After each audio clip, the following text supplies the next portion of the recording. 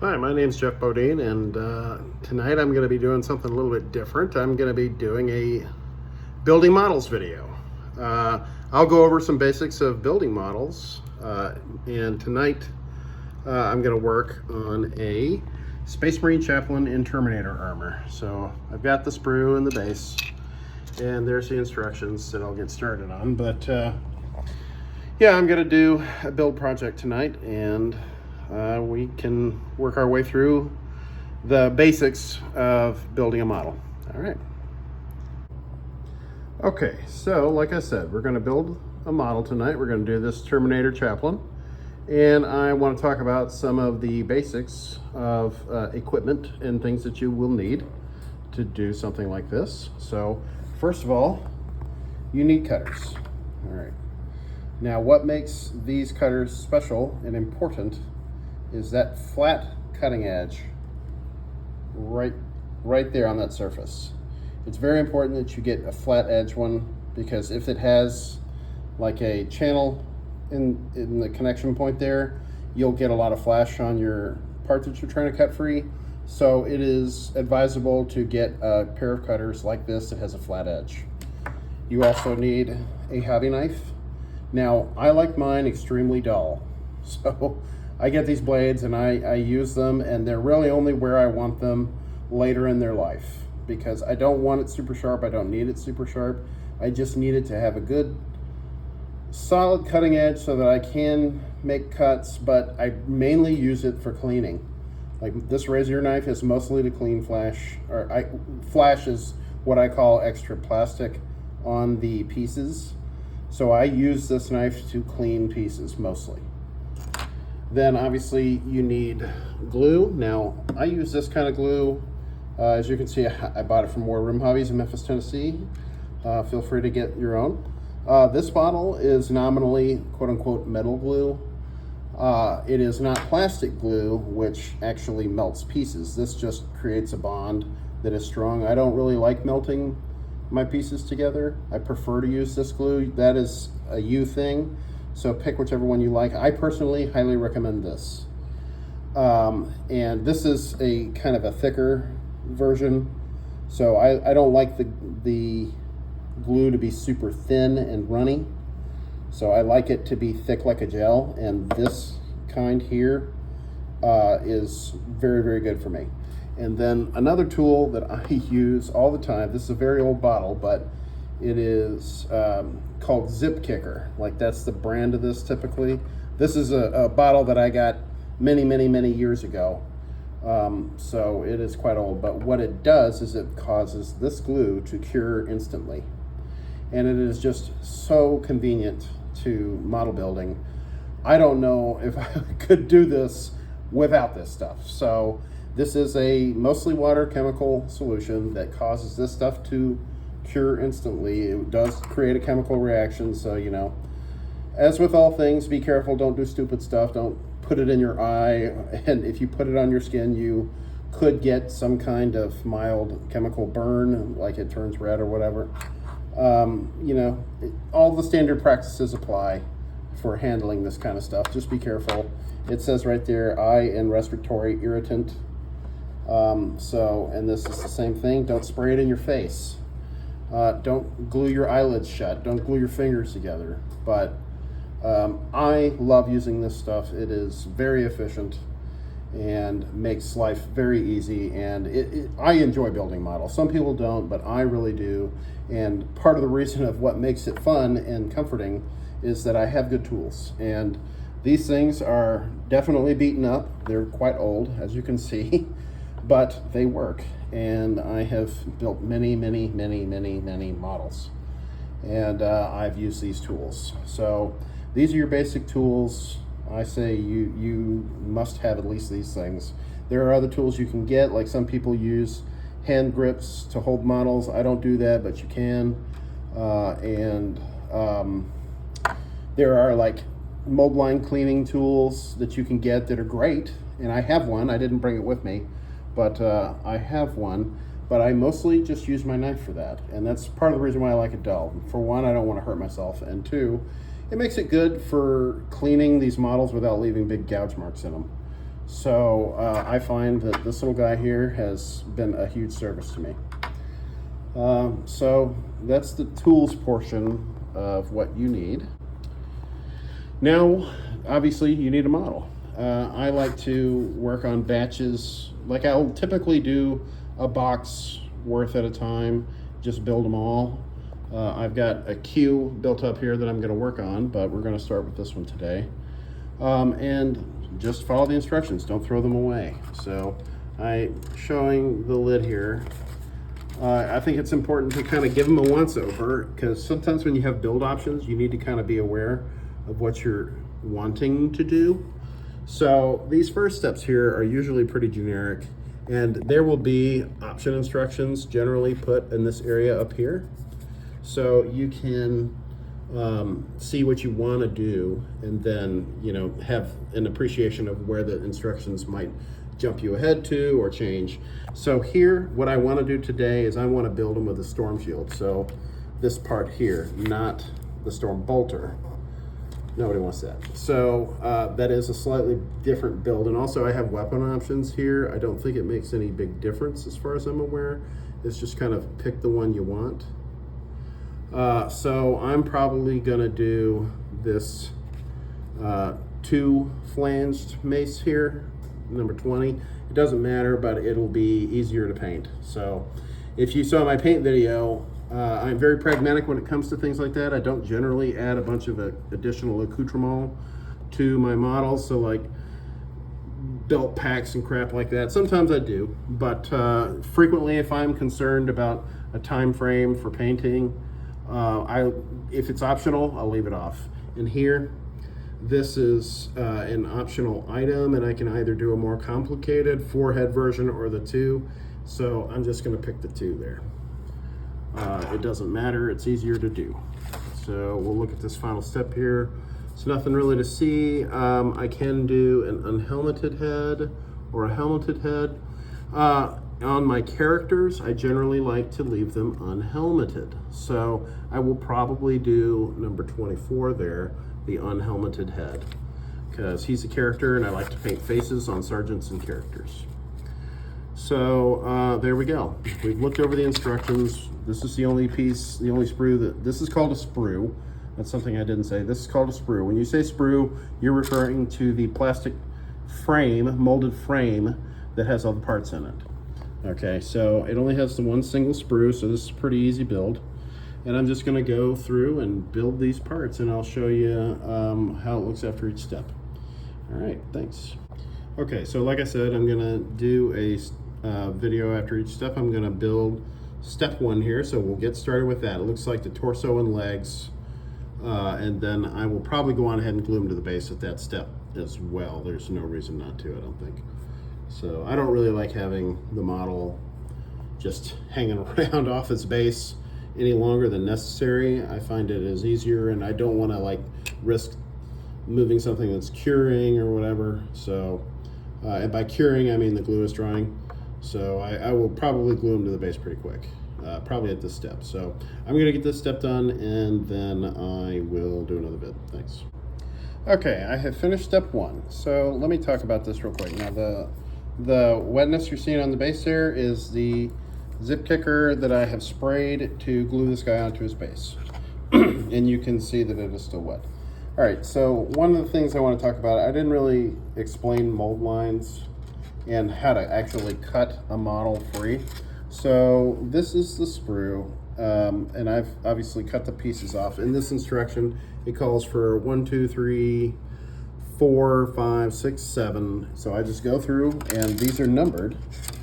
All right, so you can see there's a tiny 5, 1, 3, 2, 7, 6. So I just go through here and I find these pieces, I cut them out, and I put them down here on the table. Then I go through one at a time and I clean. So you see these little tabs that are sticking out right there, there, so on. Those are the connection points, and I cut away from there. Now what I do, so I cut, if you look at the blades, okay, the flat edge here, the flat side goes on the piece side, all right? So like, look at how I do this. All right, I'm gonna turn this around just so you can see. or try to see. All right, you see how I've got that? The flat edge on the piece, that's how I want to cut, okay? So the flash stays on the sprue, all right? Stays on the sprue and not on the piece. And then I use my hobby knife here and I just kind of scrape like this. All right, I just scrape away the excess. So you can see,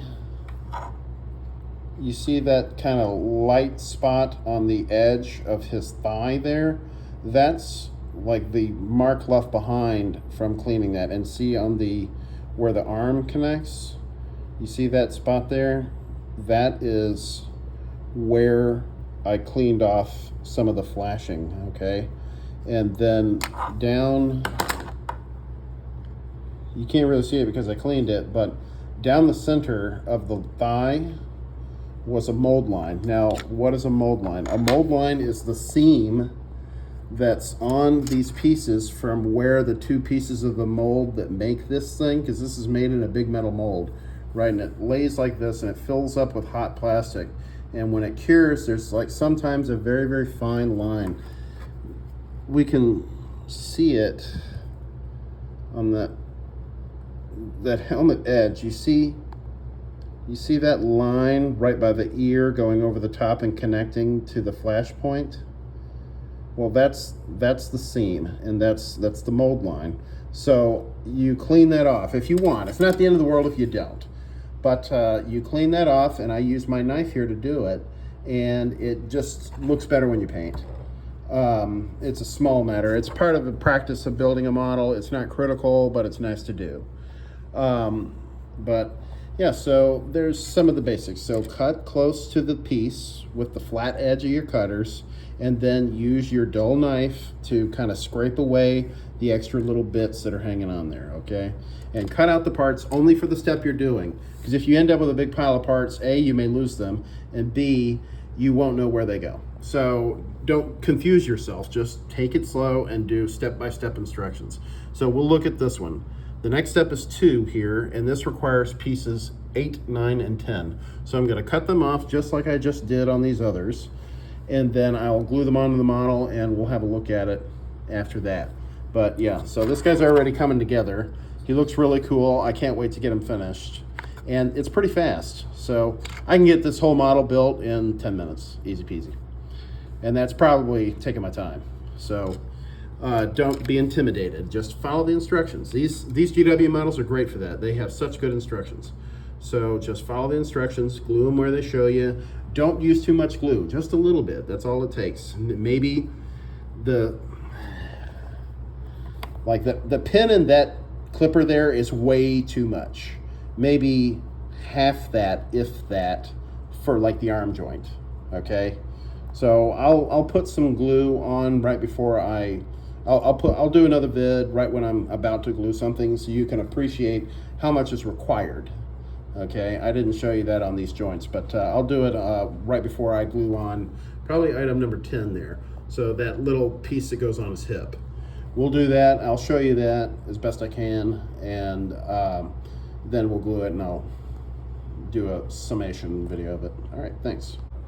Okay, I have just put the glue on there. I only have 2 hands, got to hold the model with one and then do actions with the other. So in this case, I'm holding the phone now, but you can see the glaze there in the light, the glimmer, that's the glue. So it was just enough to kind of fill that spot there. So now I'm gonna stick that piece on there that's laying there. I've already cleaned it. And you can see that it has an impression that kind of makes it settle on that crossbar there. So I'm gonna put it on there before it dries, but that's how much, it's not a lot. All right, there we go. Got it on there.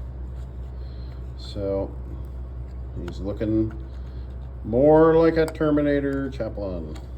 So very good, very easy. And we'll do next step 3, which is that mace that we're talking about. So I'm gonna need part 13 for the arm and then 20 here for the mace I've picked. Just leave 21, 22, and the other 22. Just leave it on the sprue, who cares? We don't need it. So we're going to get 20 and 13, and then we're going to glue it on there just like that.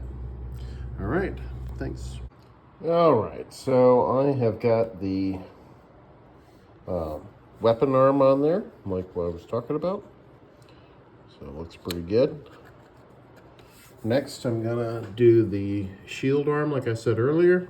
So I'm gonna need part 11, 19, 18, and 17. So I'm gonna cut and clean those, and then I'll get the shield arm sub-assembled. And I wanna show how much glue I'm gonna put onto the arm joint there so you can appreciate how that should go. So I'll do that, and then we'll do another one. Thanks. Okay, so I finished sub-assembling the arm, and here is the Terminator body. Now, that glob of glue there, that is about the right amount that I would put on a joint like this. So I just wanted to show you that so that you can appreciate just how much glue you should be using. So I'm gonna stick that on there, and then we will move on to the next step. So I will do that real quick. Hold on, thanks. All right, I got the arm glued on, and you can see some of the zip kicker residue there. I gave it a spritz just because it's cantilevered like that. So now let's have a look at the next set of the instructions. So let's go ahead and flip this over. Okay, this is the final instruction set. So we're gonna need parts 12 and 14 for the shoulder pads, and then like I said earlier, I want to do 24 for the head because I want my character unhelmeted, and that'll be a wrap. So I'll put that on there, and we will be done. Now on the shoulder pads, I just want to point out the orientation. You can tell if you get them mixed up for whatever reason. Number one, the graphics on them are different, but that notch in the front, which is right there, you see that? That notch is facing forward, and that side has it too. So the notches go forward toward the character's like eye of sight line. So little details like that help you keep things straight. But so we'll do that. All right, thanks. All right, there we are. He's done. And he is cool looking, man. Look at his face. That's awesome. All right. I'm planning to put this guy in my Imperial Fist Army. So, and I'm gonna probably be playing them for a little bit. So this dude is fun, and he looks cool, and that's a wrap. And that is the basics of how to build a model. So there's a little bit more involved when you're doing a box that has multiple models in it, so that will have like a common step, because a lot of times some of these instructions will have like, okay, do this 5 times. So when I build one of those kits, possibly one of these has it, when I build one of those, I will do a video and show some practices that I do to kind of keep things in order. So, all right, thanks for looking, everybody.